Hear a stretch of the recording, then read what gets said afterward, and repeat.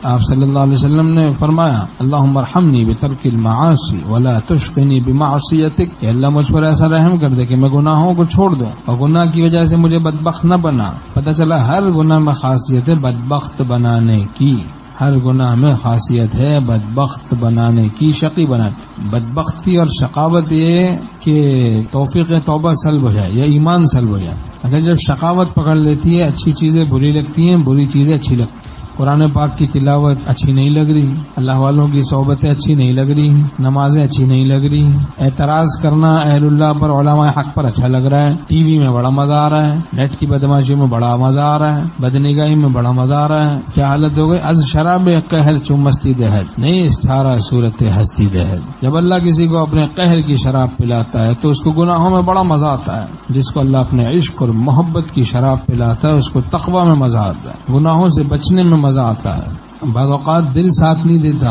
اتباع کے لیے، تو بعض اوقات ایک طبیعی حالت ہوتی ہے، لیکن بہت دفعہ تکبر کی وجہ سے دل ساتھ نہیں دے رہا، تو بس اس کی پرواہ نہ کریں، اتباع کرتا رہے، خود ہی دل ہلکا پھلکا ہو جائے گا، دل بھی ساتھ دینے لگے گا۔ بد پرہیزی کا اثر ہوتا ہے، کبھی دل ساتھ نہیں دے رہا۔ بعض کہتے ہیں بھائی میں نازک طبیعت ہوں، نزاکت ہے میرے اندر، تو ان میں تیزی ہے، میں ہوں نازک طبع وہ ہیں تند خو، خیر یہ گزری محبت ہوگی۔ جہاں شیخ نے روک ٹوک کیا، شیطان کان میں کہتا ہے کہ تمہیں تو عدم مناسبت کا تحقق ہو گیا ہے، تو چونکہ جہاں مناسبت نہیں ہوتی وہاں تو کبھی بھی نسبت منتقل نہیں ہو سکتی۔ اب ڈرامے بازی شیطان نے اپنا جال بننا شروع کیا، تو ان چکروں میں نہیں پڑنا چاہیے۔